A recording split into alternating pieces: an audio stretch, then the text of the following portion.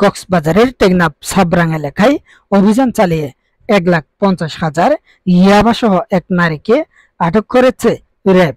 সোমবার বিকেলে উপজেলার সাবরাং ইউনিয়নের শাহপুরদ্বীপ এলাকায় এই অভিযান চালানো হয় বলে জানিয়েছেন র্যাব 15 এর সিনিয়র সহকারী পরিচালক অতিরিক্ত police super Mohammad Abu Salam Chowdhury.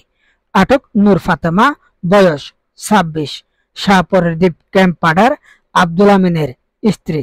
RAB 15 এর সিনিয়র সহকারী পরিচালক মোহাম্মদ আবু সালাম চৌধুরী জানান, গোয়েন্দা তথ্যের ভিত্তিতে সাবরাং ইউনিয়নের শাহপুরদ্বীপ 9 নম্বর ওয়ার্ড ক্যাম্পাড়া এলাকার আব্দুল আমিনের ঘরে অভিযান চালানো হয়।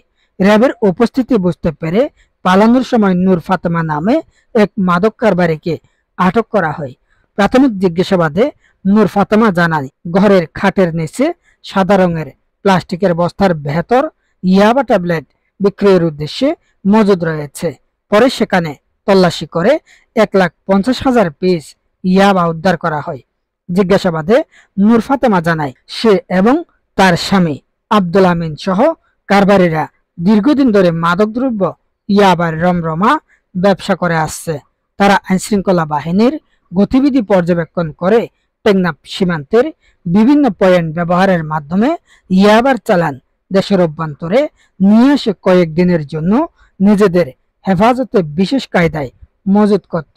পরে তাদের সুবিধামতো মজুতকৃত মাদকের চালান স্থানীয় মাদক ব্যবসায়ী এবং কক্সবাজার সহ দেশের বিভিন্ন স্থানে মাদক ব্যবসায়ীদের কাছে বিক্রি করত।